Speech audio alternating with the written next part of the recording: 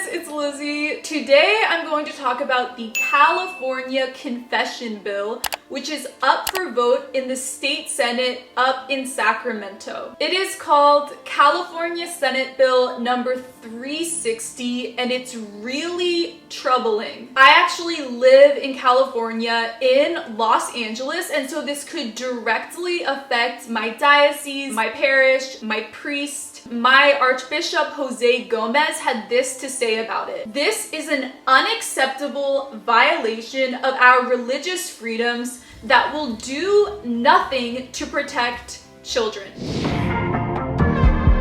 What if I made up my mind to rely on you? I thought I wanted it easy, but easy never needed you. Everything I talk about will be linked in the video description in chronological order of how the video goes. I'm going to give a brief summation of the proposed law, talk about the intentions of the senator who wrote the bill, and then share my perspective on it, whether or not I think the bill could actually be effective in reporting sexual abuse and protecting children. So there's already a bill in place from 1987 called the Child Abuse and Neglect Reporting Act, in which 46 different professional jobs are mandated reporters of child abuse, including firefighters, teachers, social workers, physicians, and clergy. Section 4 says that failing to comply with the law, intentional concealment leads to imprisonment of 6 months, a fine of $1,000, or both. Section 5 says that if a clergy member learns of child abuse or neglect through a confessional, the priest is exempt from reporting. And then Section 6 says that in all other scenarios besides confessionals, priests are required to report. So this new proposed law is really simple. It just amends Section 5 of that existing law. California bill targets Catholic priests first, but rights of all religions are at risk. The Bill of Rights is supposed to protect people from having to choose between the most sacrosanct parts of their religious beliefs and imprisonment. California is considering a proposed law that is nothing less than an attempt to jail innocent priests, seeks to change its law to force a priest when he hears of sins in the confessional regarding sexual abuse to make a choice. He must choose to either maintain the confidentiality of the sacrament and face possible imprisonment, or to betray that confidentiality and violate his deepest conscience and the laws of God and the Roman Catholic Church. No priest I know would choose the latter. Here is an article from the LA Times. The senator starting the bill, his name is Jerry Hill, and he's from the San Mateo district, which is right next to San Francisco. It's kind of the peninsula next to SF. SB 360 is about the safety and protection of children. The law should apply equally to all professionals who have been designated as mandated reporters of these crimes, with no exemptions, period. The exemption for clergy only protects the abuser and places children at further risk. So what I find really strange is that there's a very obvious exemption that Jerry Hill supports, and that is lawyers. In a criminal case, when an attorney is representing their client, by law, the attorney is not required to go to the authorities, even if their client has confessed to being guilty of the crime. And this exemption for lawyers is one of the most integral parts of our criminal justice system. So for Jerry to act like priest in confessionals, that's the only place in society. Clearly, he's lying. I know that LA and San Francisco can get this really bad rep of being so liberal, pagan, non-religious, but in actuality, there are so many practicing Catholics in this state. What's interesting is this is actually a very Catholic area. All of California is, but specifically this part of NorCal. Just this year alone, I've been flown up to that area in San Jose and Oakland area. And the people I've talked to at these Catholic churches, there is huge attendance rate and participation. So all of California is the most Catholic state. Specifically in my Archdiocese of Los Angeles, we're the biggest diocese in the world. So I think this is just interesting background to understand this whole news story. And I'm going to argue later on in the video that I actually think it could be well-meaning, practicing Catholics who may actually support this legislation because they don't know all the details of how confession works. Let's keep reading. So even the LA Times, this non-religious newspaper, is calling him out. Clergy are actually required by law to go to law enforcement in every other situation, and they do. I was talking to my priest about this on Sunday, and he was explaining in depth what the procedures are. If he's having a conversation, even if he's doing a therapy session, as long as it is not confession mandated by law and by the Catholic Church to go to the authorities. And they note at the end of the article, the Archdiocese of Los Angeles and dozens of other dioceses are disclosing new lists of clergy accused of molesting children. Today, Thursday, when I'm filming this, Pope Francis is convening a 4-day summit at the Vatican on protecting children from sexual abuse by clergy. So this article is emphasizing that the Catholic Church is going above and beyond to be completely transparent about child abusers. But they do not reflect the current Catholic Church or the past 2 decades of the Catholic Church. Even since the 1980s, it's been decreasing so sharply because of all the policies put in place. And I do not blame anyone for hyper-focusing on them. But I don't think it invalidates the suffering and the evil by just being honest about the current stats of how the church has been doing over the past couple decades. Almost everything that has been coming out happened decades ago. So now I'm going to explain all the parts of confession, and it's so blindingly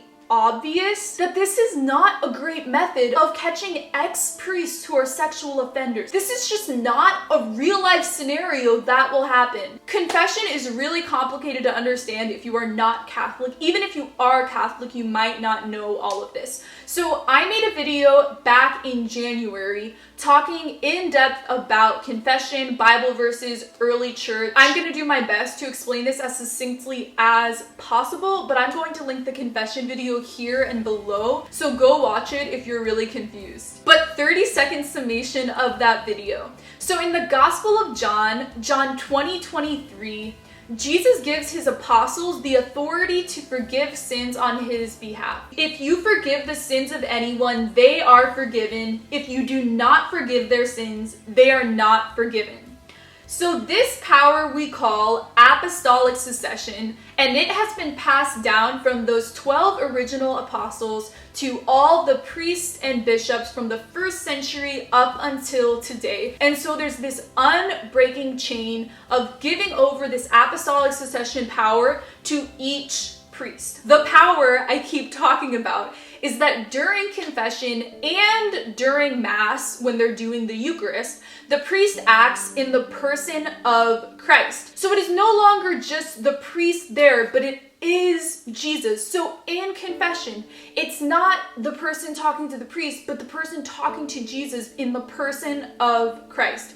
That's what confession is. Something else I mentioned in my confession video is that confession is not just talking to the priest, saying what you did wrong, but it also involves something called penance. Absolution, which just means being forgiven of your sin, reconciled with Christ. I phrased this wrong. So what I mean is you have to have the intention to complete your penance or you do not have absolution. If you are not truly sorry for your sins and willing to do everything in your power to right the situation, confession doesn't work. You can't be reconciled with God. The action of penance is not what is forgiving you. Jesus is forgiving you. Jesus dying on the cross for our sins is what is forgiving us. Again, I phrased this wrong. You are forgiven within the confessional, but you have to have the intention to complete the penance after you walk out of the confessional. And there's a webpage linked below of this section from the Catholic Catechism that explains how confession, penance, and absolution work. I don't do that crazy of things, so when I go to confession, often my penance is apologizing to a person, praying for them, spending devotional time going and reading something. One of the worst things I've confessed, which happened years ago, I was told to make a donation to charity. Another time, I was told to delete certain YouTube videos or delete comments I've made on videos or online. But if you're dealing with something really illegal like murder or rape, the priest will instruct you for your penance to turn yourself in to the authorities. So the exact result that Senator Jerry wants of more sexual criminals being caught, being convicted of these crimes, is exactly what the Catholic Church is already doing in confession. Now you could argue, and it's a logical possibility, that someone could go to confession, confess the crime, but then not actually turn themselves in, not be forgiven. Again, I want to super clarify, going out and doing the penance isn't what forgives you. You are already forgiven, but God can read our hearts more than anyone. And so if you are not 100% intending to go turn yourself in, you are not truly sorry and will not have absolution. But when it comes to someone who was a priest, I just don't see this scenario happening, because yeah, some lay Catholic may not understand the rules of how confession works, but if someone was a priest, went to seminary, did confessions, they would know before walking into the confessional. And so it is useless, meaningless. If you know that information, why would you even go to confession? Like I was saying at the beginning of the video, where the people surrounding Jerry's district are very Catholic, in LA, very Catholic, all of California, 1/5 of the population identifies as Catholic, and we actually have better than average in the country rates of participation of our Catholics. But the problem is a lack of education. Most Catholics do not go to regular confession. There are huge problems where the majority of Catholics are not educated at all in the faith and just don't understand how the sacraments work. So I hope that this really helped to explain why reporting what is said in confession, it's not a useful way to report sexual crime. A lot of you might think that this proposed bill by Jerry may just be virtue signaling to his base, getting the people in his district to want to re-elect him, to get stoked about supporting him. But I don't think that's all of what it is. Senator Hill has the most bills signed of anyone else in the California legislature. He's an extremely powerful politician with the track record of getting what he wants. I've noticed that a lot of Christians with religious liberty type stuff get in this victim mentality of complaining a lot. But for me, when I heard this story, I had this intense determination type emotion, and I was just thinking, bring it on. Our priests will go to prison, go to their deaths over betraying and giving up a sacrament that Christ established in the first century, which has continued for 2,000 years. The church has gone through centuries and centuries of intense persecution, torture, murder, and we always prevail. We will always win. Our priests are Christ to us. The way leadership works in the church is a leader will die, will sacrifice for the Christian people. It's hilarious that they really believe that after 2,000 years of the sacrament of confession. We're just gonna cave and change our policy because of a government that hasn't even existed for 300 years. If this law does pass, this is what will happen. Non-Catholics will go to confession, confess sexually abusing a child. They'll bring a recorder, their phone, do a voice memo of what the priest says, and then when the priest does not report the crime, they'll go to the ACLU or some liberal organization, and then they will get the priest thrown in jail or have the church pay $1,000. And who knows, maybe they'll continue to make the punishment more and more intense, but it will be such a huge testimony to the country of how serious we take our faith and our sacraments, because so many priests will readily go to jail rather than betraying the church. And so if they want to start a war, we will always win. So last part of this video that the media has completely ignored and that most people just don't understand. Most Catholics do not even understand this. Since the Boston Globe report in 2002, even before that, in 1985, there was a National Catholic Reporter article. So back in the 80s, the Catholic Church was already being public. There were cases coming out about the sexual abuse. I just want to show you these diagrams and graphs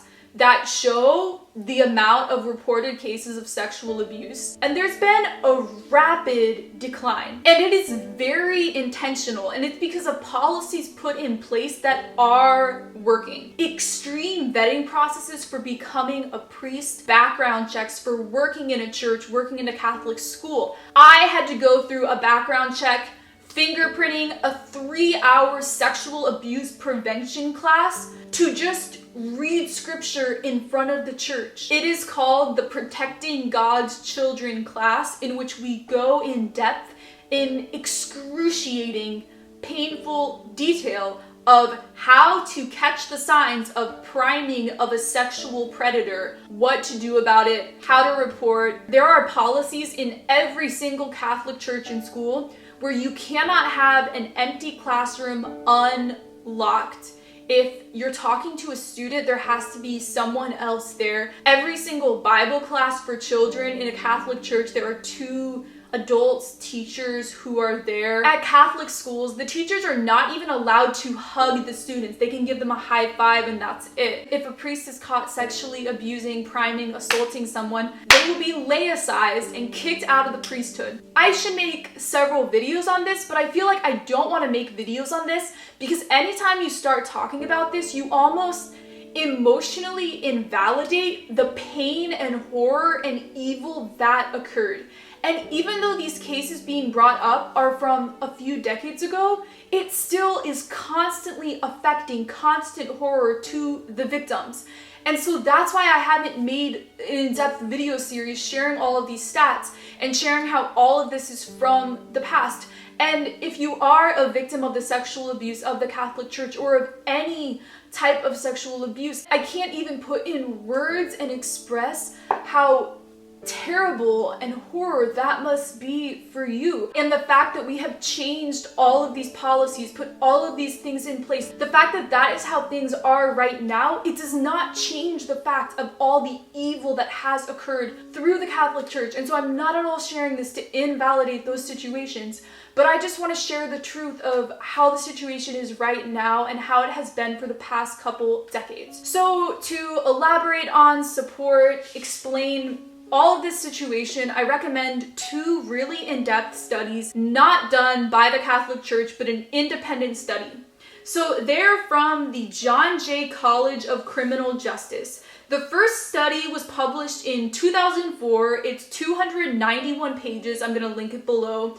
I really recommend to just read through the table of contents and just go to any part of the study that you find interesting. They have a lot of graphs, statistics, really in depth analyzing the situation. The second study was a follow-up in 2011. It is 152 pages. Something unrelated to this video, but that's really important for everyone to know. This is an article by EWTN kind of summarizing the article. Quote, "The study also points out that there was no single cause to the sexual abuse crisis. Neither celibacy, as some have suggested, nor homosexuality, as others have claimed, have been found to be a reason why a person would engage in sexual abuse of a minor. And I really encourage you to read through those hundreds of pages, and they explain in depth how they came to these conclusions after analyzing hundreds, thousands of cases. But specifically relating to this video is chapter 2